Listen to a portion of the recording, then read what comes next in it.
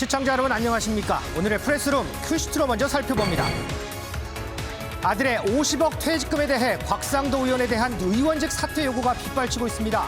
국민의힘엔 이 사실을 알고도 묵인했다는 역풍이 불고 있습니다. 잠시 후 전합니다. 12시간 경찰 조사를 받고 나온 화천대유 최대 주주 김만배 씨. 김 씨를 둘러싼 인맥들의 관계도 연일 논란입니다. 짚어보겠습니다. 윤석열 캠프 총괄 상황실장직을 사퇴한 장제원 의원. 역시 아들 논란이 발목을 잡은 듯합니다. 살펴보겠습니다. 이외에도 대장동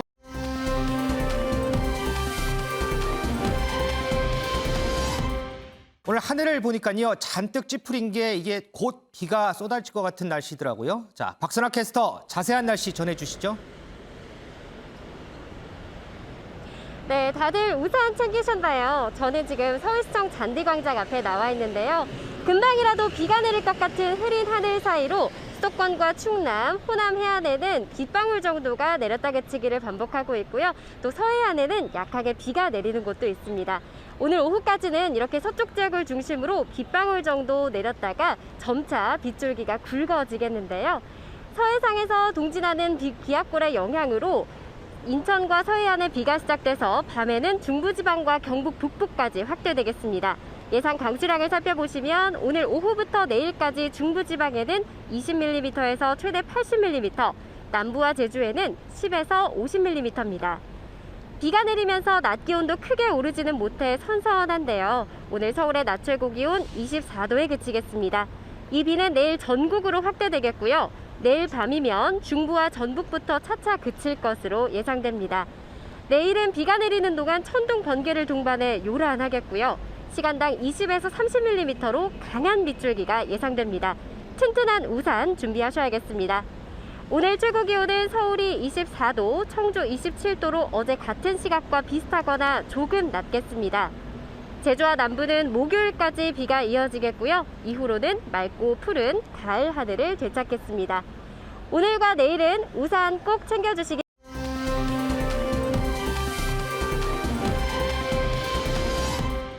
묻지마 습격주의보 김은미 기자. 네. 여기 보니까 뭐 동그라미도 쳐져 있고요. 자, 이거 무슨 내용일까요?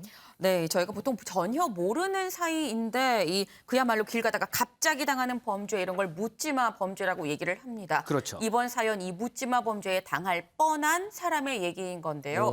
이 지난 25일 한 온라인 커뮤니티에 글이 하나 올라왔습니다. 이 늦은 저녁에 내가 강아지 산책을 시키려고 나왔는데 한 남성이 술에 많이 취해서 이 고래고래 소리를 지르고 있었더라는 겁니다. 그래서 나 친구들한테 나 이런 사람 봤었다라고 얘기를 하려고 그냥 멀리서 사진을 하나 찍었을 뿐인 건데 네. 그리고 이 남성이 많이 술에 취해 있다 보니까 그 현장을 좀 빨리 빠져나왔다는 거죠. 그리고 가다가 이 만난 경찰이 나한테 물어보기를 혹시 술에 많이 취한 사람 보셨습니까? 아, 예, 봤어요. 저기 있었어요. 라고 얘기를 했는데 흉기 들고 있었나요? 라고 물어서 흉기?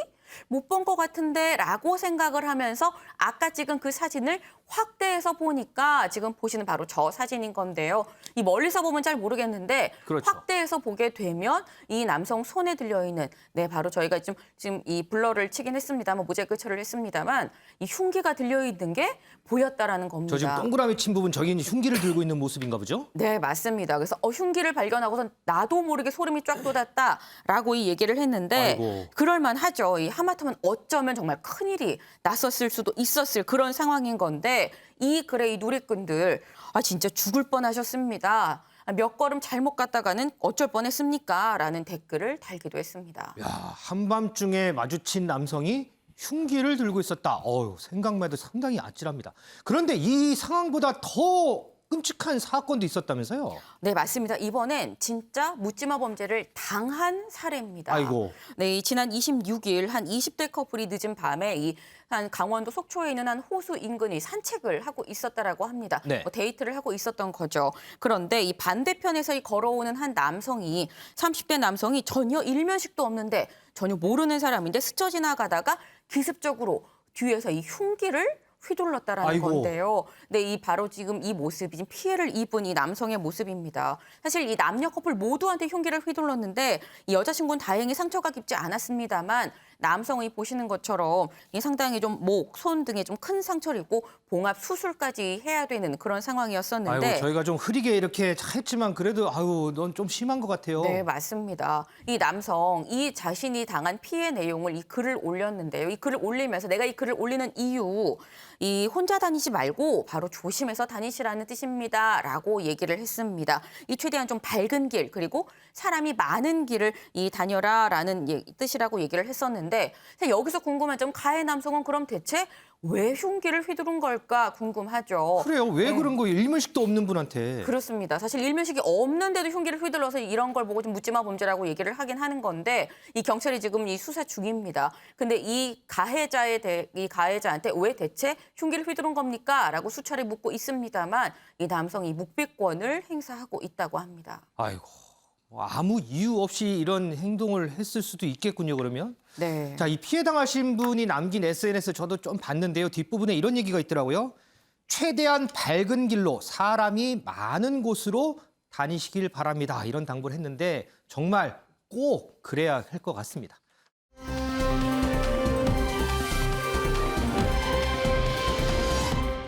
아들의 사과. 자, 이동석 기자. 아들의 사과. 이거는 무슨 내용일까요? 네, 지난 7월 부산 강서구의 한 아파트에서요. 오물 테러가 발생한 일이 있었습니다. 네. 주차장 차량에 누군가가 치약 그리고 소변 등을 뿌린 건데요. 아하. 지금 나오는 사진입니다. 피해 차량만 무려 70여 대에 달했다고 합니다. 어우, 저 차에다가 막 이렇게 해놨군요. 맞습니다. 결국 경찰이 출동했고 현장에서 50대 여성이 체포가 됐는데요. 이 여성 당시 정신 이상 증세를 보인 것으로 전해지고 있습니다. 네, 그런데 2달이 지난 최근 이 아파트에요. 사과문이 올라왔습니다. 바로 오물 테러 여성의 아들이 올린 사과문이었는데요. 그래요? 네, 보시면 절대 악의가 있거나 계획적인 행동은 아니었다. 어머니의 정신적인 문제로 우발적인 상황이었다고 당시 상황을 전했습니다. 아하. 그러면서 또 피해를 입으신 분들의 수가 너무 많아서 금전적인 보상을 하기에는 감당이 되지 않는다. 이렇게 말을 했는데요. 그러면서 저는 이 부분이 마음이 굉장히 아팠어요. 어떤 부분이요? 부분이냐면 타지 생활과 현재 군 복무로 인해서 보호자로서 제대로 책임을 다하지 못했다. 아하. 용서를 구하면서 다시는 이런 일이 발생하지 않을 것임을 주의하겠다. 이런 목소리를 전했는데요. 어머니는 현재 정신병원에서 보호 입원 중인 상태라고 밝혔습니다. 피해자분들과 하루빨리 원만한 합의를 하시고 어머니의 건강도 빨리 찾기를 기원하겠습니다. 그러니까 이 아드님은 타지에서 생활하고 거기다 지금은 또 군복무 중이라서 어머니가 이런 뭐 행동을 하는지를 전혀 이렇게 어떻게 할 수가 없었군요. 네, 그랬던 것 같습니다. 야, 참 이 사연을 들으니까 지금 군복무 중인 이 아들 사연 상당히 짠합니다. 물론 이 피해를 입으신 차주분들 심정도 10분 이해는 가지만 글쎄 어떻게 좀 이렇게 깨끗하게 세차하는 선에서 어떻게 마무리를 할 수는 없을지 좀 그런 생각도 좀 해봅니다.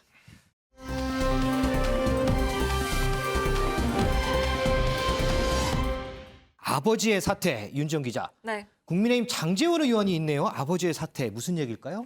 네, 장제원 의원이 최근 아들 노엘 씨의 무면허 운전 그리고 경찰 폭행으로 지금 논란이 되고 있죠. 저희가 며칠 전에 또 전해드렸죠. 네, 그렇습니다. 논란의 중심에 있는데 장제원 의원 오늘 SNS를 통해서 이 윤석열 캠프에서의 직을 내려놓겠다는 입장을 밝혔습니다. 오. 단 1분도 버티기 힘들었다. 가정은 쑥대밭이 됐다. 이렇게 얘기를 했는데 네. 이 윤석열 후보의 허락을 받지 못하고 총괄 실장직을 내려놓겠다라면서 이 자식을 잘못 키운 아비의 죄를 이 깊이 반성하며 자숙의 시간을 갖겠다라고 발언을 했습니다. 이 앞서서 장 의원은 이 아들 관련 사건이 발생한 직후에 이 윤석열 캠프에서 총괄 실장직을 내려놓겠다라는 입장을 밝혔는데 윤 전 총장이 장 의원을 재신임하면서 그러니까 직을 내려놓겠다는 걸 말리면서 이 장 의원이 결국에는 계속 유지하게 됐는데 결국에는 직을 내려놓기로 결정을 한 겁니다. 아무래도 조만간 아들 노엘 씨에 대해서 이 피의자 소환 절차 절차가 이어질 것으로 예상이 되는데 그때 추가적으로 논란이 되는 것을 피하기 위해 이런 결정을 한 것으로 보입니다. 윤 기자, 근데 저 방금 전에 이제 설명도 있었지만 어쨌든 이 문제가 처음 불거지고서 장재원 의원은 사퇴할 마음이 있었단 말이죠. 그런데 네. 윤석열 후보가 만류를 했어요. 그러면서 네. 이제 남아있게 됐는데 그럼에도 불구하고 이렇게 또 갑작스럽게 사퇴한 이유가 있을까요? 네, 아무래도 이 당내에서부터 터져나오는 비판, 이 비판까지 감당하기는 좀 어려웠던 것으로 보입니다. 아, 당내에서 배현- 비판이 있었던 모양이죠. 네, 배현진 최고위원 목소리 들어보시죠. 최근 우리 당 의원의 자녀가 거듭 사회면을 장식하며 집행유예 기간에 또 일탈을 해서 청와대 국민청원까지 오른 경우는 최고위원의 한 사람이자 대한민국의 청년의 한 사람으로서 매우 황당할 지경입니다. 본인이 아닌 가족의 일이라고 회피하는 마음이 아니라 이제껏 국민께 끼친 실망감을 갚기 위해서 진정한 자숙의 자세 그리고 자중하는 자세가 필요할 것입니다.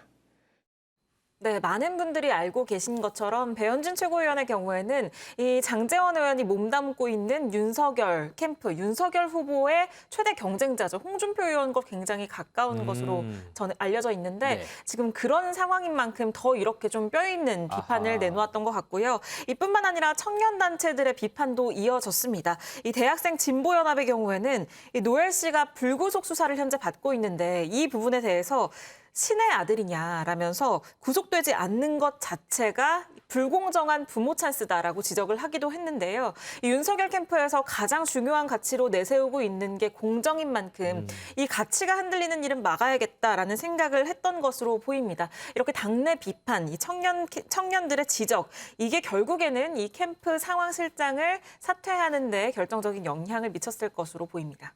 결국에는 아버지도 함께 짐을 짊어진 모양새가 된 것 같은데요. 자, 이동석 기자. 그런데 아들 때문에 이제 자녀 문제로 지금 곤혹을 치르는 국회의원 한 명이 더 있죠. 어저께 우리가 이제 얘기 나눴던 이제 곽상도 의원인데, 뭐 물론 이유는 이제 어제 얘기 많이 했어요. 아들의 이제 50억 퇴직금 때문에 그런 건데 여기에 대해서 국회 보좌진들이 목소리를 높여요. 네, 맞습니다. 보좌진들 역시 분노를 표출하고 있는 모양새입니다. 익명의 보좌진은 어제 SNS에 한 글을 올렸는데요.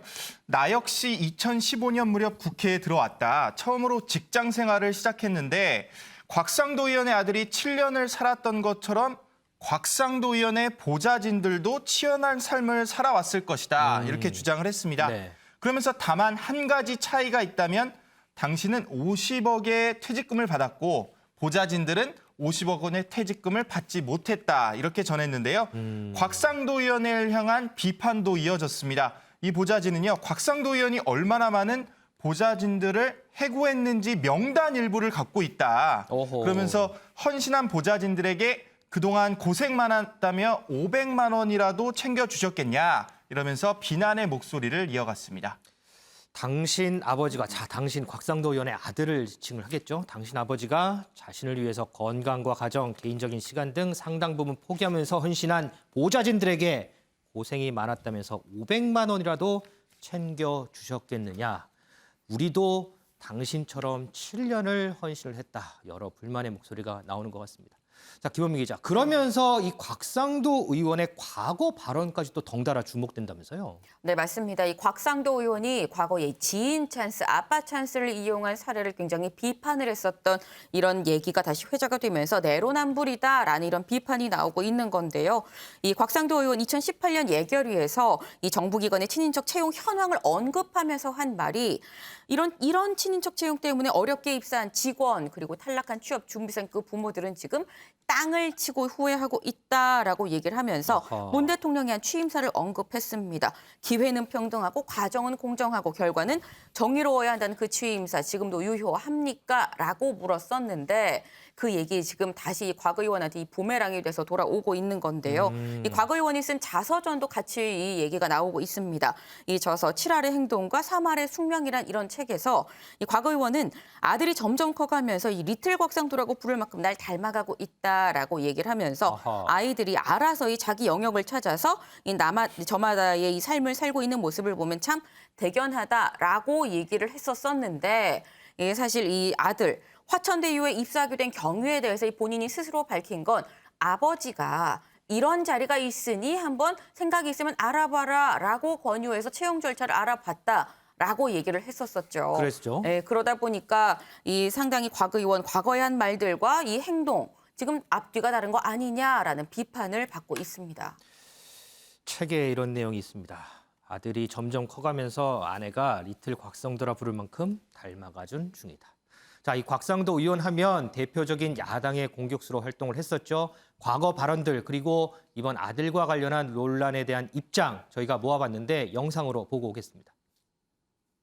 당시 제출했다는 진단서에 대해서 저희들이 자료 요청을 하니까 제출된 진단서가 이런 내용입니다. 이 어느 대학병원에서 했는지, 병명이 뭔지, 며칠날 발행했는지, 진단 의사는 누군지 아무것도 나와 있지 않는 이런 진단서를 저희들한테 자료라고 보내주고 있습니다. 왜 이렇게 하겠습니까? 그 유학 가서 그 생활하려고 하면 그 학교가 학비가 뭐 5천만 원 이상 들어가고 예. 네. 또 차도 못 타고 다녔다는 얘기도 있고 네. 이만한 혜택을 아버지한테 다 보고 한 사람이 지금 뭐 아버지 찬스 안 쓰고 있다고 하는 이렇게 화천대유 측으로부터 50억 원을 받으셨다고 하던데 저는 뭐 성과급인가 뭐 받았다는 얘기는 들었는데 예. 자세한 건 잘 모릅니다. 그건 회사에 물어보셔야 될 상황이죠. 제가 받은 것도 아닌데 그래서 제가 내용을 모릅니다. 소 의원님, 지금 장제원 의원 그리고 이 곽상도 의원 지금 자녀 문제 때문에 지금 논란의 중심에 섰는데 이 두 의원 하면 과거에 이제 여당의 소위 이제 아빠 찬스에 대해서 많이 저격도 하고 했거든요. 이게 또 역풍으로 지금 돌아오는 모양새예요. 그만큼 이제 그동안에 강하게 이 상대를 비판했었기 때문에 그걸 되돌아보니까 결국은 비판한 것이 그대로 이제 부메랑으로 자신한테 돌아온 그런 모양새가 된 거죠.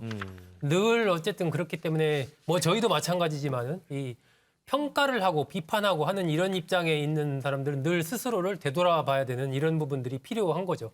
장제원 의원과 이제 곽상도 의원이 좀 다른 점이 있다면 사안의 성격 자체가 좀 다르죠. 뭐 다르긴 하죠. 예, 장제원 의원 아들은 이 아들 자체의 그냥 잘못, 이 무면허 음주운전 또 이 경찰관을 뭐 들이받은 이런 부분 집행유예 기간에 그러한 부분에 대해서 아버지가 이른바 수신제가도 못하고 있는 이런 상황에서 어떻게 중책을 수행할 수 있느냐 이런 여러 가지 비판들 이런 속에서 이제 장 의원이 직을 물러난 그런 경우인 것이고 곽상도 의원은 경우가 조금 다른 것이 어쨌든 이 50억이라는 이 부분이 일반인이 생각하기에는 납득할 수 없는 그런 엄청난 금액이기 때문에 이것이 단순한 퇴직금이나 성과금, 뭐 산재에 대한 그런 걸 넘어서서 무언가 이제 곽 의원이 보이지 않는 어떤 그런 역할을 했고 그에 대한 대가로 이 정도의 큰 금액이 아들한테 간 것 아니냐라는 그런 의혹이 제기가 된 상황이기 때문에 두 사안은 같은 듯 하지만 질적으로 굉장히 다른 것이고 앞으로의 길과 관련해서도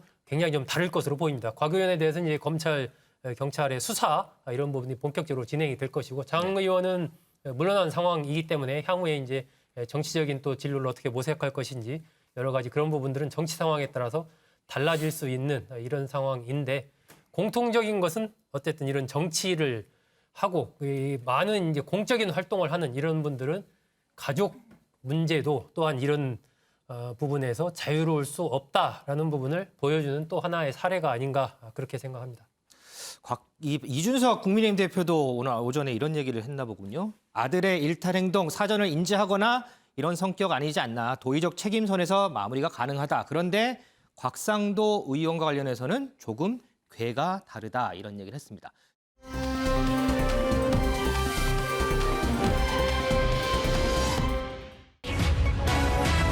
50억 퇴직금 후폭풍, 고구마 줄기처럼 엮인 의혹. 자, 먼저 김은미 기자. 네. 이 곽상도 의원 아들이 받은 퇴직금 50억 원, 지금 화천대유 측에서는 그중에 상당수가 이 산재에 따른 위로금 명목이라고 했어요. 네. 그런데 아들은 이 산재, 그러니까 산업재해 신청을 하지 않았다면서요? 네, 맞습니다. 일단 화천대유에서 밝힌 바로는 이 퇴직금 50억 중에서 44억 원 이상이 이 산재 위로금이다라고 얘기를 했었는데 그러다 보니까 이게 논란이 되니까 근로복지공단이 관련 문의가 쇄도했습니다. 근데 여기에 대해서 이 근로복지공단이 밝힌 내용, 이 화천대유에서 근무한 곽상도 의원의 아들 곽 씨에 대해선 산재 신청이 들어오지 않았다라고 얘기를 했는데요. 이 화천대유란 이 회사가 2015년에 설립된 이래 이 단 한 건도 산재 신청이 들어온 게 없다는 겁니다. 그런데 여기에 대해서 이 화천대유의 대주주 김만배 씨가 이렇게 얘기했는데요. 뭐라고 얘기했는지 같이 들어보고 오시죠. 산재 신청한 적이 없다고 하는데 산재 위로금 확실합니까? 이 산재 신청을 안 했는데 중재를 입었어요. 근데 본인이 그건 개인 프라이버시기 때문에 나중에 필요하면 본인이 제출할 것으로 보이는데 제가 볼 때는 그거는 이제 본인의 문제라고 봅니다. 근데 이제 그 당시에 저희 회사에서 판단했을 때 그 중재라고 판단을 했어요. 산재 진단서는 갖고 있습니까, 회사에서? 산재 진단서가 아니라 병원 진단서를 가지고 있습니다. 예, 근데 그거를 뭐 저희가 개인 프라이버시라 함부로 공개할 수는 없는 부분입니다. 네, 이 김만배 씨의 얘기는 이 곽 씨가 산재 신청은 하지 않았지만 이 중재해를 입었다라고 얘기를 했습니다. 우리 회사는 이걸 중재해라고 판단을 하고 있고 이 회사가 곽 씨의 병원 진단서도 갖고는 있지만 이건 이 곽 씨의 개인 프라이버시이기 때문에 우리가 공개할 수는 없다라고 얘기를 했는데요. 이 곽 씨가 본인 스스로 이 SNS를 통해서 이 밝혔던 이 본인의 어떤 병 증상들이 있죠. 기침이 끊이지 않고 이명이 들리고 이 갑작스럽게 어지럽다라는 이런 증상들이었었는데 이 전문가들은 일단 이 곽 씨가 올린 이 증상들만 놓고 봤을 때 이 아마도 메니에르병이 아닌가 이 추측이 된다라고 얘기를 하고 있습니다. 그럼 일단 이 중재해라는 부분은 화천대유 이 회사 측의 판단인 거군요. 맞습니다. 자, 그럼 윤지영 기자. 네.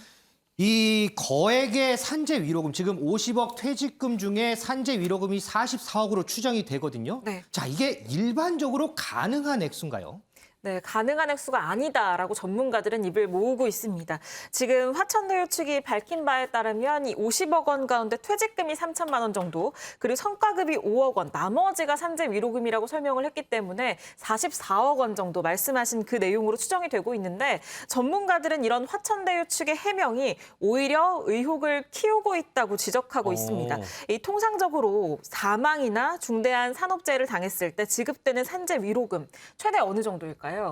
한 2억에서 3억 정도거든요. 그런데 그 정도예요? 네, 곽 씨의 경우에는 구체적인 건강 상태, 병명은 나오지 않았지만 이 중증에 해당하는 산재를 당했다고 하더라도 44억 원은 정상적이지 않은 수치라는 거고요.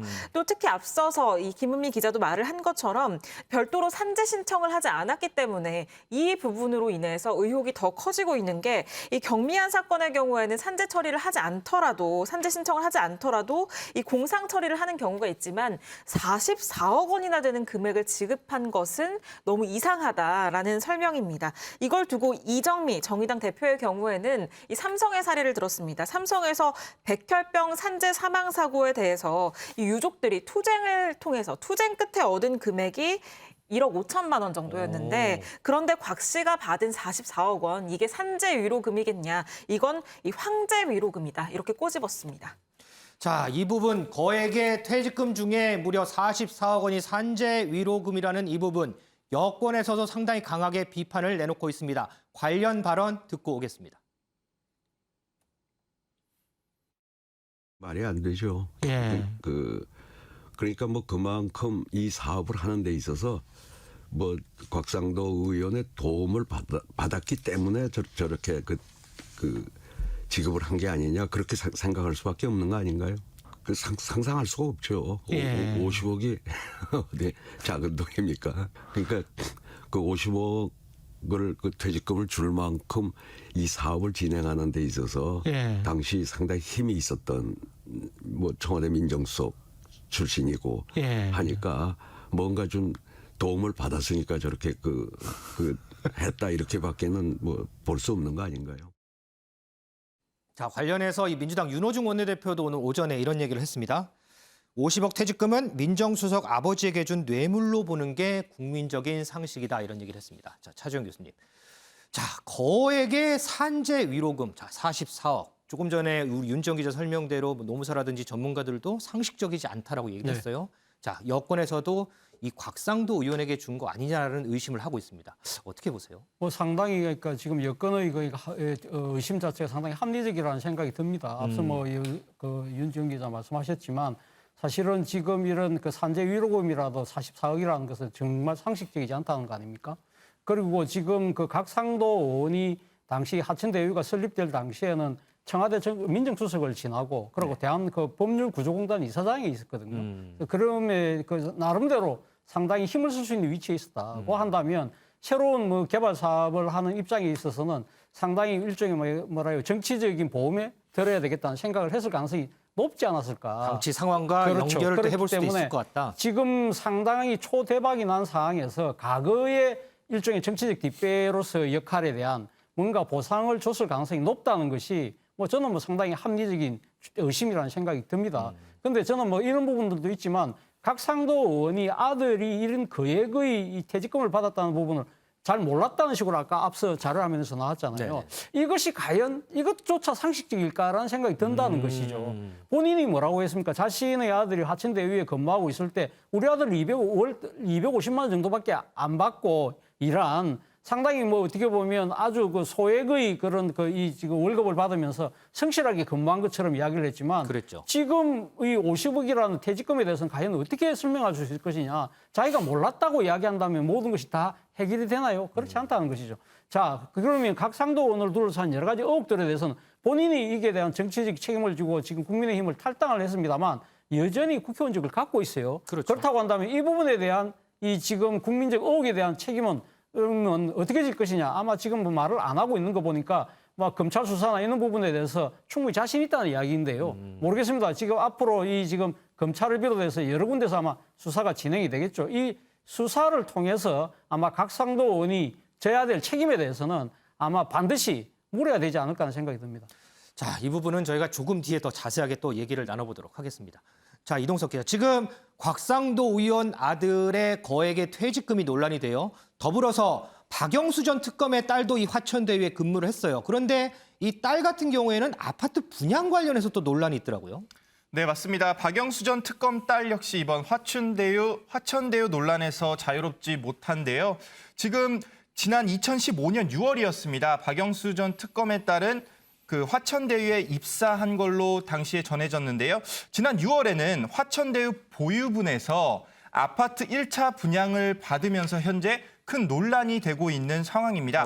분양가는 7, 8억대로 당시 7, 8억대로 현재는 호가가 15억 원에 달하는 것으로 전해지고 있는데요. 거의 2배로 뛰었군요. 맞습니다. 이 때문에 일각에선 특혜성 분양 아니냐 이런 지적이 나왔습니다. 이에 대해서 박영수 전 특검이 입장문을 통해 입장을 밝혔는데요. 자녀 세대 아파트를 분양받은 것이다 이렇게 주장했습니다. 당시 추가 입주자 공고 등 공개 절차를 통해서 누구나 청약할 수 있었다면서요. 가격을 내리는 등의 특혜는 절대로 없었음을 강조했는데요. 화천대유의 대주주인 김만배 씨는요. 박영수 전 특검 딸의 아파트 분양에 대해서 잘 모르는 일이라면서 말을 아끼기도 했습니다. 박영수 전 특검의 딸은 지난 6월에 아파트를 6에서 7억 원씩 분양을 받았는데 지금 호가가 15억 원 차지한다. 이에 대해서 박영수 전 특검은 자, 정상적인 거래로 이뤄진 거기 때문에 특혜나 이런 것들은 문제가 없다. 화천대유 대주주 김만배 씨는 이에 대해서 자세히 모른다. 이런 입장입니다. 자, 이 곽상도 의원 아들 퇴직금 이런 논란이 불거지니까요. 이재명 후보 측에서는 이 곽상도 의원을 명예훼손 혐의 등으로 어제 검찰에 고발을 했습니다. 자, 여기에 대해서 김원미 기자, 네. 곽상도 의원도 맞불을 놓겠다라는 뜻을 내비쳤어요. 네, 맞습니다. 이 곽상도 의원 이재명 지사 측을 무고죄로 이 맞고소할 것으로 보입니다. 이 어제 자신의 SNS에 곽 의원이 이런 글을 올렸는데요. 이 대장동 개발 사업의 주인 이재명 후보임이 분명히 드러났다라고 얘기를 하면서 내가 이재명 지사 인허가, 사업 감독, 그리고 이익 환수 등 모두 관련이 돼 있는 만큼 이 지사가 이 대장동 사업의 주인이라고 주장을 했는데 이 정작 고소한 내용을 보면 내가 주장한 이 부분에 대해선 이 고발을 하지 않은 것 같다라고 얘기를 했습니다. 네. 그러면서 한 얘기가 이재명 지사 이번 고발 무고죄다. 향후 응분의 조치를 하겠다라고 얘기를 했는데요. 이 무고죄라는 거, 이 상대방을 이 형사적으로 이 처벌을 받게 할 목적으로 허위 사실을 신고했을 때 이 적용할 수 있는 그런 혐의인 겁니다. 이 곽 의원은 다시 말해서 나에 대한 이 지사의 고발은 모두 다 사실 허위 사실에 기반을 한 거다. 날 벌받게 하려고 일부러 이런 거다. 라면서 이 맞고소하겠다는 뜻을 분명히 드러냈습니다. 자, 이재명 지사 측 그리고 곽상도 의원 고소전으로 맞불을 놓는 그런 상황입니다. 그런데 윤정 기자, 이 보니까 곽상도 의원 같은 경우는 아들의 퇴직금뿐만 아니고 화천대유 측에서 이 거액의 이 후원금을 받은 사실, 의혹도 좀 있나 봐요. 네, 그렇습니다. 이 곽상도 의원의 아들이 화천대유에 입사한 게 지난 2015년 6월이었습니다. 그리고 그 이듬해 곽 의원이 초선으로 국회에 입성을 했는데 그때부터 지난 2019년까지 이 화천대유 관계자에게 받은 후원금이 모두 2,500만 원이라는 겁니다. 이 법정으로 정해진 후원금의 연간 최고액은 500만 원입니다. 그렇죠. 1인당 500만 원인데 이 화천대유 이모 대표의 경우에는 두 차례에 걸쳐서 1,000만 원, 그리고 화천대유 천화동인의 4호로 알려져 있는 이 남욱 변호사의 경우에는 500만 원, 또 남욱 변호사의 부인이 500만 원, 천화동인 5호의 소유주인 정모 회계사가 500만 원, 이렇게 해서 총 2,500만 원이 그 후원이 된 건데요. 이걸 두고 결국에는 이 관계자들, 화천대유 관계자들이 곽상도 의원에게 쪼개기 후원을 한 것 아니냐라는 비판이 커지고 있습니다. 자, 그러니까 2016년에서 2019년 당시 곽상도 의원 아들이 화천대유에 근무하던 그 당시에 화천대유 대표 두 차례에 걸쳐서 총 1,000만 원, 1인당 연간 500만 원까지 이 후원금을 후원할 수 있습니다. 그리고 천화동인 4호 소유주인 남욱 변호사, 그리고 그의 부인 각각 500만 원씩, 천화동인 5호 소유주인 정무 회계사가 500만 원씩 딱 1인당 할 수 있는 한도를 모두 채웠습니다. 그러면서 총 2,500만 원의 후원금을 이 화천대유와 관련한 이 관계사에서 받았다 때문에 쪼개기 후원을 한 것 아니냐라는 의혹이 지금 일고 있는 상황입니다. 자, 반대로 이동석 기자, 지금 야당에서는 화천대유 관계사죠. 이 천화동인 1호 대표하고 이재명 지사하고 이 연관성을 얽혀서 또 이런 의혹을 또 제기를 해요. 네, 맞습니다. 이번에는 이화영 전 국회의원의 이름이 나오고 있는데요. 이화영 전 의원, 이재명 지사의 인수위에서도 활동을 한 바 있었고요. 네. 그리고 경기도 평화부지사를 지낸 인물입니다. 화천대유 대주주인 김만배 씨와 친분이 있고, 그리고 박영수 전 특검과도 친분이 있는 것으로 전해지고 있습니다. 천화동인 1호 대표가 이한성 전 보좌관, 그러니까 이화영 전 의원의 의원 시절 보좌관을 지낸 인물이라는 보도도 나왔는데요. 바로 이한성 전 보좌관입니다.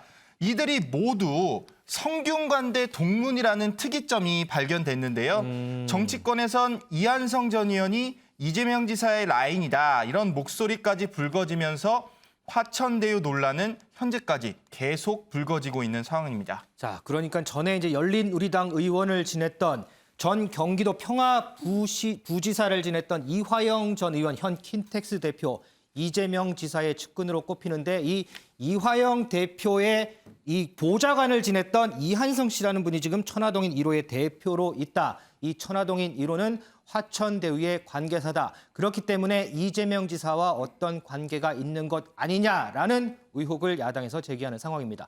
김은미 기자, 네. 이에 대해서 이재명 지사 측 뭐라고 얘기를 해요?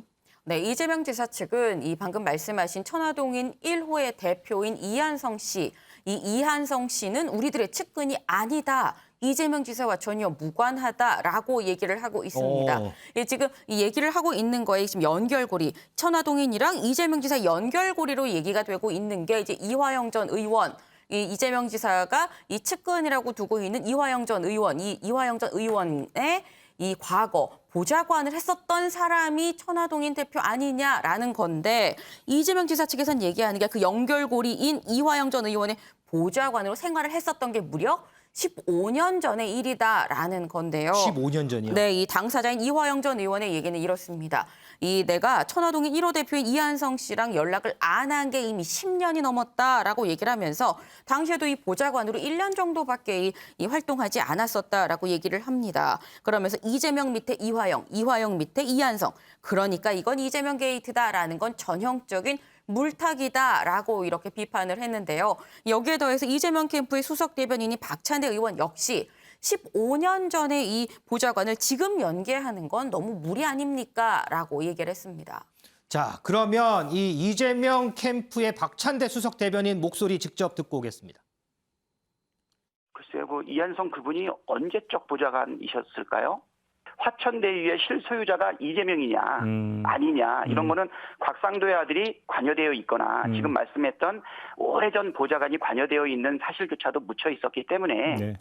이재명 지사하고 연결하는 거는 사실상 무리다. 그래도 15년 전 그 보좌관과 의원의 관계였다라고 하면 네. 15년을 한결같이 요오는 사이들도 있겠지만 예.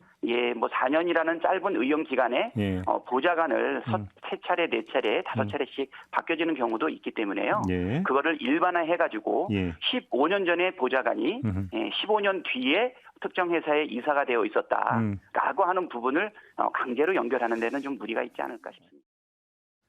소 의원님, 지금 이재명 캠프 측에서는 15년 전에 관계가 있었다라는 부분이거든요. 자, 15년 전에 인연을 근거로 한 의혹 그리고 이에 대한 반박. 이건 어떻게 보세요?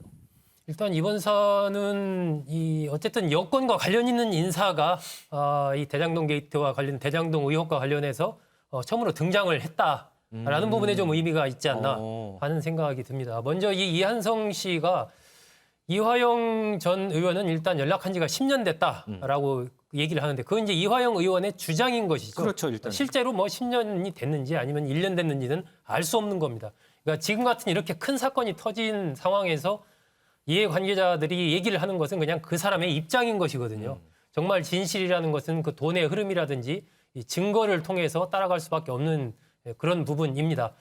그런데 이 부분에서 몇 가지 좀 따져봐야 될 부분이 좀 있지 않나 하는 생각이 듭니다. 일단 이한성 씨가 이 화천대유의 이사도 맡고 있고 자회사 화천대유가 100% 지분을 갖고 있는 자회사인 천화동인 1호의 대표를 맡고 있거든요. 그렇죠. 굉장히 중요한 고리에 있는 겁니다. 그럼 이 사람이 어떻게 해서 이 화천대유 쪽과 인연을 맺게 됐는가? 그것이 이제 김만배 씨가 이제 대주주니까 거기와의 관계 속에서 맺은 건지 아니면 또 다른 어떤 인연이 있는 것인지 그런 부분이 하나 좀 밝혀져야 될 것 같고 그리고 이제 그 속에서 이 사람이 무슨 역할을 했느냐 이런 부분도 좀 더 드러나야 될 그런 부분이 아닌가 하는 좀 생각이 듭니다. 그 속에서 이화영 전 의원이 이제 2004년 열린우리당 시절에 국회의원이 됐기 때문에 그때 이 이한성 씨가 1년 정도 보좌관을 지냈습니다. 그런데 이화영 전 의원과 이한성 씨는 성균관대 선후배 사이예요. 그러니까 단순한 그냥 보좌관이라기보다는 어쨌든 또 항맥으로 이렇게 하나 더 엮여져 있습니다. 이러한 사이이고 지금 현재 이 대장동 개발 의혹과 관련해서 거론되는 인물들의 상당 부분이 이 성균관대의 항맥을 중심으로 이렇게 엮여 있거든요. 대주주인 뭐 화천대유 대주주 김만배 씨도 그렇고 그렇죠. 화천대유 대표인 이성문 씨도 마찬가지로 성균관대 출신 이고 마찬가지로 이제 이화영 전 의원도 그렇고 지금 등장한 이한성 씨도 마찬가지고 곽상도 전 의원도 성균관대 출신입니다. 이렇게 이 항맥을 중심으로 엮여 있기 때문에 이화영 전 의원과 이 이한성 씨의 관계도 성균관대라는 그 또 연결이 된단 말입니다. 예, 그렇기 때문에 이것이 정말 15년 전의 일로 딱 그치고 그냥 우연치 않게 이번에 다시 이렇게 나온 것인지 아니면은 그러한 큰 어떠한 이 고리 속에서 움직이는 가운데 같이 좀 연결이 돼 있는 것인지 이런 부분은 현재로서는 알 수가 없는 부분이기 때문에 조금 더 어떤 조사가 좀 진행이 되고 이한성 씨에 대해서 지금 뭐 경찰이 조사를 한다는 거 아닙니까? 그렇죠. 그렇기 때문에 그런 등등이 좀 나와 봐야 조금 더 얼개를 알 수 있을 것 같고 일단은 이재명 지사의 관련성 부분은 좀 먼 얘기 같고요. 이제 이화영 전 의원과 이 이한성 씨의 관계 같은 것들이 어떻게 되는가 이런 부분들의 어떤 고리 같은 것들이 나온다면 이제 이재명 지사의 관계는 그 이후 문제 아닌가 싶습니다. 자, 어쨌든 이 부분 이 부분에 대해서 뭐 경찰 조사도 또 곧 이루어진다고 하니까요. 이 부분도 좀 지켜봐야 될 것 같습니다. 지금 뭐 항맥 관련해서 지금 언급도 나왔는데 이 화천대유와 관련해서 이 유력 인사들의 이름이 자주 언급이 됩니다. 권순일 전 대법관도 그렇고요. 박영수 전 특검도 그렇고 또 김수남 전 검찰총장도 언급이 되고요. 어제는 또 이 최서원 씨의 이 변호인이죠. 이경재 변호사도 언급이 된 상황입니다. 그러면서 이 화천대유 대주주죠. 이 김만배 씨의 인맥에 대해서 상당히 좀 관심이 높아지는 사람입니다. 자, 그런데요, 이동석 기자. 어제 이제 김만배 씨가 경찰 조사를 받으러 들어가는 길에 지금 언급했던 이런 인물들, 자, 여기 쭉 나와 있습니다. 이 인물들에 대해서 평소에 좋아하던 형님들이다. 이렇게 표현을 했어요. 네, 맞습니다. 김만배 씨 그토록 좋아하던 형님들과는 대가성은 없다, 이런 입장을 밝혔는데요. 좋아하던 형님들에게 김만배 씨가 뭐라고 했는지 한번 영상을 통해 만나보시죠.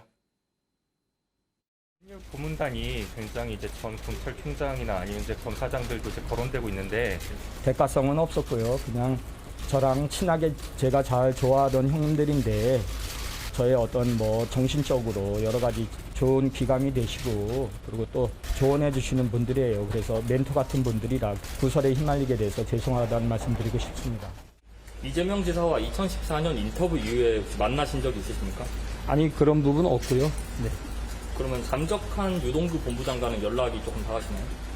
아니 저는 뭐 저한테 그런 부분 물어보지 마시고 제가 뭐 그분하고 관련된 분도 아니고 그분하고 개인적으로 어떤 인연이 없으신 거라고 이해하면 될까요? 네. 네, 김 씨는 내가 좋아하던 형님들이다, 멘토 같은 분들이라서 모셨다, 뜻하지 않게 구설에 휘말리게 돼서 죄송하다는 뜻을 전했는데요. 보통 이런 기자회견에서 저렇게 남들을 향한 미안함 잘 전하지 않거든요. 정말로 좋아했던 형님들인 것 같습니다. 정치권의 로비나 도움은 받은 적이 없다고도 밝혔는데요. 이재명 지사와 관계를 묻는 질문에 대해선 2014년 이후에 만난 적이 없다, 나한테 그런 걸 물어보지 말라, 이러면서 불쾌감을 드러내는 모습을 보이기도 했습니다. 자, 어쨌든 어떤 관계가 있는지 이 부분은 좀 계속해서 풀어야 되는 부분이지만 평소에 좋아하던 형님들이라는 이 표현에 대한 이 비판도 상당히 제기되는 것 같습니다. 민주당의 윤호중 원내대표도 이 부분과 관련해서 비판적인 입장을 내놨는데요. 그 목소리 듣고 오겠습니다. 화천대유 대주주인 김만배 씨가 불법과 로비가 없었다라고 주장했다고 합니다. 또 김 씨는 호화 법률 고문단에 대해 좋아하던 형님들이라고 했다고 합니다. 낭만적 표현으로 넘길 상황이 아닙니다. 아무리 법조기자 출신이라고 하나 이 판검사 출신 유력한 인사들이었고 국민의힘의 실세들이었습니다. 차 교수님, 김만배 씨가 좋아하던 형님들이라고 지칭한 이분들과 화천대유가 지금 얽혀 있는 상황. 이 부분은 어떻게 보세요? 일단 뭐 저는 상당히 그러니까 우리나라의 법조 시스템의 폐쇄성, 여기에 지금 언론 취재 시스템까지도 상당히 그 폐쇄성에 좀 일종의 동참하고 있는 그런 상황이 있거든요. 그러다 보니까 상당히 이 법조인들만의 그런 독특한 세계에 또 이 법조 기자라는 그 언론으로서의 또 나름대로의 그 일종의 힘을 가지고 서로 유착이 되는 그러한 상당히 나쁜 하나의 케이스가 아닐까 하는 생각이 듭니다. 일단 김만배 씨가 사실 화천대유라는 회사를 만들고 대규모 지금 그 이 개발 시행 사업을 하는 부분에 있어서 본인 생각에는 이와 관련된 여러 가지 송사나 또 앞으로 향후 수사가 있을 가능성이 높다고 생각했을 가능성이 높잖아요. 그렇다고 한다면 좋아하는 형님들을 아마 앞으로는 내가 생각지도 못한 여러 가지 일들이 닥칠 여러 가지 법률적인 문제에 있어서 일종의 뭐랄까요? 그러니까 이 지금 그 사업적 이 울타리가 돼줄 수 있는 이러한 보험적 성격으로서 이분들을 모셔야 되겠다는 생각했을 가능성이 크지 않을까 하는 생각이 들고, 그리고 또 이런 하천대유라는 이 조그만 회사에 이렇게 이 그 고위 이 정관들이 많이 이렇게 몰려든 이유는 결국 그분들이 봤을 때도 단순하게 이 지금 그 이 취재 기자와 취재원의 관계가 아니라 이 취재 기자가 상당한 사업을 하고 있고 상당한 대박을 낼 수 있겠구나 하는 나름대로의 아마 촉도 상당히 작용했을 가능성이 높다는 거죠. 그렇다고 한다면 내가 여기에서 법률적 자문이나 고문을 했을 경우에 나의 이 법조 윤리하고는 어떤 상충관계가 있을까에 대한 고민보다는 아마 이 대박의 수혜를 나도 좀 어느 정도 받을 수 있을 것이라는 생각이 먼저 앞섰기 때문에 이러한 윤리 의식 자체가 마비된 것이 아닐까라는 생각이 든다는 겁니다. 물론 이분들은 지금 여러 가지 탈법이나 불법을 한 적이 전혀 없다고 지금 주장을 하고 있기 때문에 여기에 지금 실정법상 여러 가지 잘못된 부분이 있는지 없는지는 가려봐야 될 대목이긴 합니다만 이때까지 나온 정황으로 본다고 한다면 상당히 이 고위 이 법조계에 계신 분들에 대해서 국민들이 기대하는 도덕적 눈높이하고는 상당히 동떨어져 있는 것만은 분명해 보입니다. 소 의원님, 조금 전에 우리가 영상 봤지만 윤호중 원내대표도 이런 표현을 쓰면서 비판을 했어요. 낭만적인 표현으로는 못 넘긴다, 이런 표현을 썼거든요. 자, 물론 사석에서야 뭐 형님 뭐 할 수는 있어요. 자, 기자 출신이시잖아요. 자, 이렇게 사석에서는 표현을 쓸 수 있다고 하더라도 공개된 장소, 그것도 전 국민이 다 지켜보는 장소에서 좋아하는 형님이라는 표현을 썼다는 부분, 이 부분 상당히 비판을 받는데 어떻게 보세요? 뭐 비판을 받을 수밖에 없는 거죠. 이게 평상시에는 이제 좋은 형님인데요. 그동안에 여러 가지 사건 같은 것들을 큰 이른바 정치 사회적인 게이트성 사건 이런 것들을 보면 평상시에는 좋은 형님, 좋은 선후배 관계입니다. 그러다가 어떤 이제 위기가 닥치면 그때부터는 이해관계로 이제 변하면서 거기에서 문제가 생기면서 사건화 되거든요. 마찬가지로 아무런 평상시 문제 없을 때는 그냥 뭐 그 용돈 드리는 셈치고 이렇게 얼마씩 드리고 뭐 이렇게 하지만 무슨 일이 생기면은 거기에 대해서 역할을 해줘야 되는데 그게 안 되면 그동안에 내가 당신한테 투자한 돈이 얼마인데 이렇게 되는 것이거든요. 이것이 이제 일반적인 그동안의 좀 모습이었기 때문에 막 그런 측면에서 본인은 이제 어떤 이 공사 구분 없이 그냥 이 공적인 인터뷰를 하는 자리에서 좋은 형님이라는 표현을 쓴 것 같은데 좀 부적절한 표현이었다라고 생각을 하고요. 이번 사건은 어쨌든 이 검찰들이 연결된 뭐 이런 부분들도 있지만 아마 이 지금 많은 말들이 오가기 때문에 보시는 시청자분들께서 헷갈리실 것 같은데 결국 진실을 밝혀주는 건 말보다는 아마 돈일 겁니다. 그러니까 돈의 흐름이 이제 진실을 밝혀줄 것이다. 저는 뭐 그렇게 생각을 하고요. 이번 사건 같은 경우에 이 구조가 왜 이렇게 짜였는가? 어제 이제 밤에 JTBC 보도를 보니까 위례신도시 같은 경우는 공공 쪽에 지분이 적은데도 배당을 더 가져가게 이렇게 설계가 돼 있고 시흥의 150신도시 같은 경우는 민간이 같이 하면서 일정한 수익률을 넘으면 나머지 수익은 또다시 민간이 반반으로 나누는 이런 식으로 이제 구조가 짜여졌다라고 이렇게 얘기를 하던데 이 대장동 같은 경우는 판이 왜 지금과 같은 판이 짜여졌는가 그런 부분들 그리고 그 과정에서 수혜를 입은 이 세력들이 이 미국으로 갔다는 그 남 변호사나 이 정 회계사 등등으로 상징되는 과거의 이른바 이 대장동을 고리로 한 이 어떤 부패의 그 쭉 흐름을 가져왔던 그 세력들이 그대로 이번에도 수혜를 입는 쪽으로 들어온 이 구조, 왜 이런 구조가 됐는가. 이런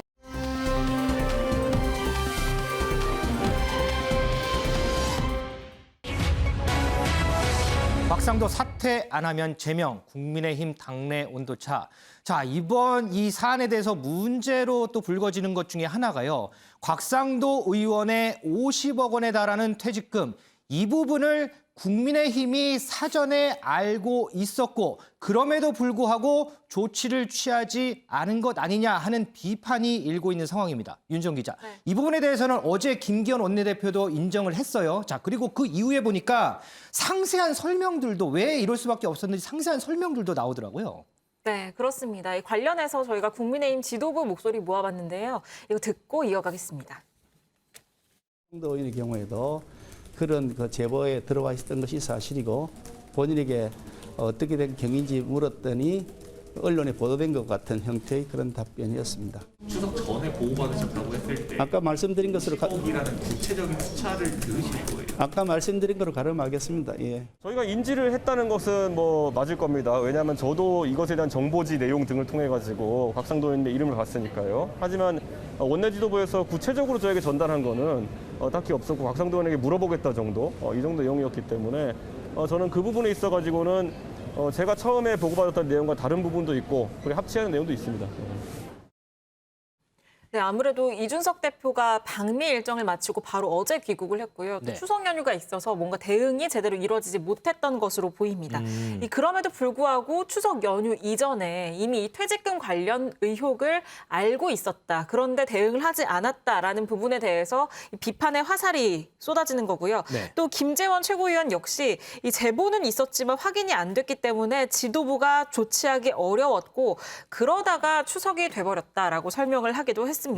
오늘 취재진이 김기현 원내대표에게 재차 물었습니다. 이 50억 원을 지급받은 사실을 알고도 왜 당 차원의 조치를 취하지 않았는지 이 취재진의 질문에 대해서 이 김기현 원내대표는 아무 조치를 취하지 않은 게 아니다. 이 특검 수사를 강력하게 요구하고 있다라는 식의 반박을 내놓기도 했는데 다만 적절한 대응 방식이 아니었다. 또 대응의 시기를 놓쳤다라는 여론이 커지는 것은 막지 못할 것으로 보입니다. 이동석 기자, 이런 국민의힘의 해명에 대해서 이재명 후보 측에서 비판을 내놔요. 네, 맞습니다. 이재명 캠프의 전용기 대변인 작심한 듯 이준석 대표를 정면 겨냥했습니다. 화천대유는 누구의 것이라고 외친 사람이 바로 이준석 대표라면서요. 사전에 몰랐다면 이준석은 허울뿐인 바지 사장이라고 꼬집었는데요. 예, 실제로 이준석 대표는 지난 9월 15일이었죠. 화천대유는 누구 겁니까? 이 글을 SNS에 올렸습니다. 이 대표가 알고도 묵인했다면 집단 거짓말로 국민을 우롱하는 것이다. 이렇게 전용기 대변인이 밝혔는데요. 미국에 있으면서 긴급 최고위원회를 소집한 것도 곽 의원을 꼬리 자르려는 작전 중 하나였다. 그러면서 이준석 대표의 행보에 대해서도 전체적으로 비난의 목소리를 내놨습니다. 마지막으로요. 전용기 의원은 군사 독재 후에 보수 정당의 오래된 버릇이 또 나왔다. 그러면서 국민의힘 전체를 놓고 비난하는 목소리를 내놨습니다. 차 교수님, 이 국민의힘의 조치 상황, 물론 뭐 중간에 뭐 추석 연휴라는 뭐 이런 이유도 물론 있었겠습니다만, 글쎄요, 상황 인식이 좀 아니랬던 걸까요? 아니면 다른 이유가 뭐 있었을까요? 저는 뭐 상당히 상황 인식이 잘못됐다는 생각이 듭니다. 사실 이 지금 이 각상도 의원 아들의 50억 문제가 터져 나오면서 사실 화천대유와 관련된 여러 가지 여론의 흐름 자체가 좀 바뀌는 분위기거든요. 말 그대로 지금 그 여야의 공수가 전환이 되는 그러한 상황이라는 겁니다. 그런 차원에서 본다고 한다면 국민의힘 입장에서는 아까 지금 그 화면에 놓습니다만 이준석 대표는 무슨 정보지 찌라시라는 이야기를 했습니다만 애초에 지금 알려지기로는 그 지금 국민의힘에 제보가 들어갔다는 거 아닙니까? 그 제보를 바탕으로 해서 김기현 의원이 아니 원내대표가 확인을 해봤다고 한다면 저는 이 사안을 상당히 신중하게 엄중하게 받아들여야 됐을 사안이 아닐까 하는 생각이 듭니다. 지금 무엇보다도 지금 각상도 의원의 아들이 거기 화천대유에 근무한다는 건 이미 알려져 있던 사실이고 이와 관련해서 퇴직금이 50억이나 거액을 받았다고 한다면 저는 국민의힘에서 상당히 좀 더 적극적으로 우리가 이런 사실을 제보받았다. 이 부분에 대해서 이 지금 밝혀달라 하면서 우리는 이런 차원에서라도 특검을 요구합니다는 식으로 먼저 선제적으로 치고 나갔다고 한다면 국민들 입장에서는 이 국민의힘이 이 부분에 대해서 상당히 뭔가에 대해서 단호하게 척결을 하고 이 진상을 밝히려고 하는 진정성을 느꼈을 거예요. 그러나 그렇지 않고 이 지금 김기현 의원이 그냥 해명을 들어봤다는 식으로 하고 넘어갔다는 이야기 자체는 고의적으로 은폐하려고 했던 거 아니야? 왜냐하면 이 국민 자체가 국민의힘한테 상당히 아주 좋은 이 호기이니까 이걸 적극적으로 이용해서 대선 국면을 유리한 쪽으로 끌고 가려고 했던 그러한 정치적 노림수를 노린 것이 아니냐는 의구심을 자아낼 수밖에 없잖아요. 그렇다고 한다면 저는 사실 이번 문제에 대해서는 당내에서 이 지나갔다고 이야기할 것이 아니라 무엇이 잘못됐는지를 근본적으로 따져봐야 될 필요가 있다는 생각이 듭니다. 자, 글쎄요. 자, 김은미 기자. 이런 뭐 비판들, 뭐 지금 차지원 교수가 했었던 비판들 뭐 여러 군데서 지금 나오는데 이런 부분 때문일까요? 지금 어제 이제 곽상도 의원이 그제죠. 국민의힘을 탈당을 했잖아요. 네. 그럼에도 불구하고 이 이준석 대표 같은 경우에는 더 강력한 조치를 얘기를 하더라고요. 네, 맞습니다. 이 국민의힘 내부에선 이 탈당으로 그쳐서는 안 된다. 여기서 어쩌면 제명이 될 수도 있다라는 얘기까지 나오는데요. 이 얘기 말씀하신 이준석 대표가 한 얘기입니다. 이 대표의 얘기 직접 들어보고 오시죠. 분노가 클 것이다 이렇게 생각하고요. 그 젊은 세대의 눈높이에 맞춰 가기 위해서는 곽상도 의원님께서 큰 결단을 하셔야 된다 이런 생각을 가지고 있습니다. 아무리 우리 당 출신 의원이시라 하더라도 곽상도 의원의 거취 문제에 있어가지고는 앞으로 당이 굉장히 엄격한 대응을 할 수 있도록 하겠다. 윤리위원회라든지 이런 절차가 있을 수 있겠죠. 예. 근데 뭐 그 부분에 있어가지고 당연히 국민 눈높이에 맞는 판단들을 해야 된다는 생각을 합니다. 원래 사실 곽상도 의원께서 의원직을 사퇴하신다든지 이런 판단을 안 하신다 그러면은 국회 윤리위원회나 이런 절차 아니면 또 제명 이런 얘기가 있을 텐데 사실 이런 절차가 지금까지 제대로 진행된 경우가 별로 없거든요. 여러 사안에서. 그래서 다만 이번 건에 있어가지고는 국민 눈높이에 맞게 그 원내 의원님들이 당연히 어떤 협조의 방향이 정해져 있다. 저는 이렇게 봅니다. 네, 이준석 대표의 얘기를 들어보면 이렇습니다. 이 곽상도 의원이 스스로 사퇴하는 게 국민 눈높이에 맞기는 하지만 만약에 이 끝까지 자진 사퇴하지 않는다고 한다면 이 국회 윤리위 등을 통한 이런 절차를 통해서 제명까지 진행이 될 수 있다. 만약에 이런 절차에 들어간다고 할 경우에 이 국민의힘 의원들도 이 제명에 찬성을 하게 될 거다라고 얘기를 했는데요. 이 이준석 대표랑 이 얘기를 같이 하는 비슷한 지적을 얘기하는 사람이 또 있습니다. 바로 또 다른 당 지도부죠. 정미경 최고위원인 건데 이 정미경 최고위원, 이 곽상도 의원 평소에 이 문재인 대통령 아들 문준용 씨에 대해서 누구보다 앞장서서 지적을 했었던 만큼 사실 이번에 이 당연히 이 사퇴할 줄 알았었는데 탈당에 그쳐서 좀 놀랐다라고 얘기를 했습니다. 그러면서 윤희숙 의원은 이 아버지의 부동산 건만 갖고도 이 사퇴를 했기 때문에 사실 당연히 곽 의원이 이번에 사퇴할 줄 알았다라고 얘기를 했습니다. 자, 곽상도 의원은 이미 국민의힘을 탈당한 상황입니다. 하지만 여기에 그치지 않고 곽상도 의원의 의원직 사퇴 또는 국회 차원의 제명까지 언급이 되는 상황입니다. 그런데 윤지영 기자, 네.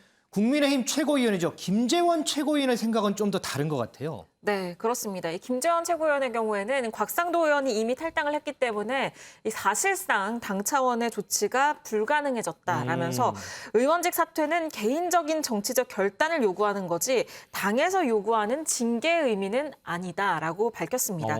그러니까 한마디로 우리 당 사람이 아니기 때문에 사퇴를 해라 마라 할 이유도 없고 그럴 강제력도 없다라는 건데요.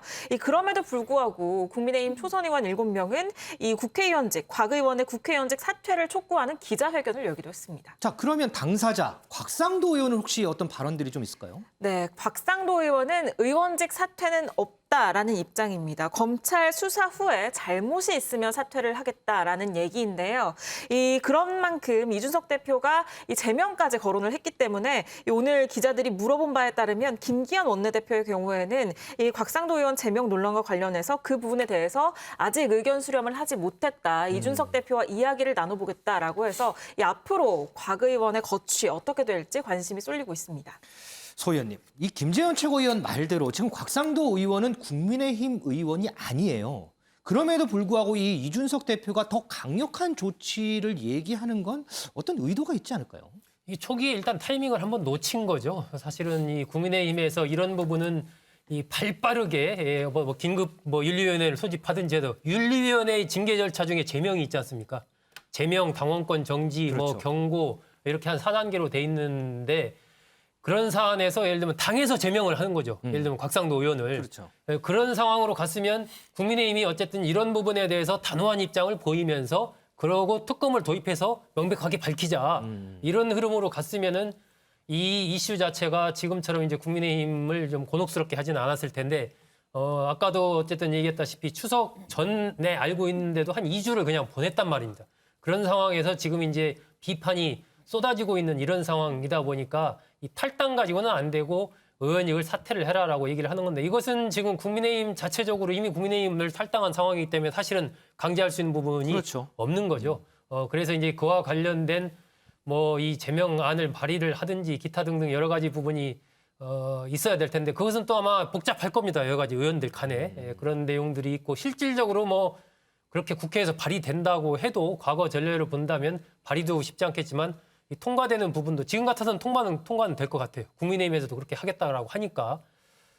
그런데 쉽지 않은 문제고 결국은 한 번 타이밍을 놓친 그런 부분에 대해서 이준석 대표가 좀 강경한 모습을 보이면서 국민의힘이 어쨌든 이런 부분에 대해서는 과감하게 좀 자르고 가겠다. 의지를 좀 과시하는 그런 모습이고요. 결국은 여론이 지금 젊은 세대도 젊은 세대지만 전체적으로 이번 50억 부분에 대해서는 국민의힘 지지자든 아니든 간에 모두 이 비판적인 부분이 굉장히 높지 않습니까? 그런 상황이 되다 보니까 이준석 대표로서도 뭔가 이제 특단의 이런 게 필요한 거고 그 부분을 곽 의원한테 의원직 자체를 사퇴해라 이렇게 지금 얘기를 하고 있는 것이죠.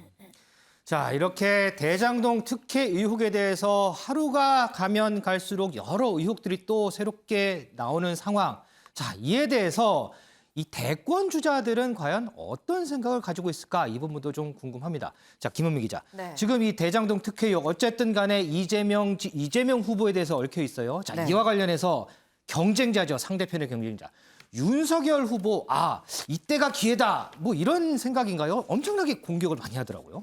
네, 맞습니다. 단순히 공격만 하는 게 아니라 수사 방안까지 어떻게 수사를 해야 된다라는 이 지침까지 얘기를 하고 있는데요. 이 윤석열 후보 이 전직 검사였던 부인의 전공을 10분 살렸습니다. 이 자신의 SNS에 대장동 게이트의 몸통은 이재명이다라고 얘기를 하면서 본인이 이 사업의 설계자라고 자백하지 않았습니까? 라고 얘기를 했는데요. 이 지사가 뭐라고 얘기했길래 자백을 했다는 건지 잠깐 같이 들어보고 올까요?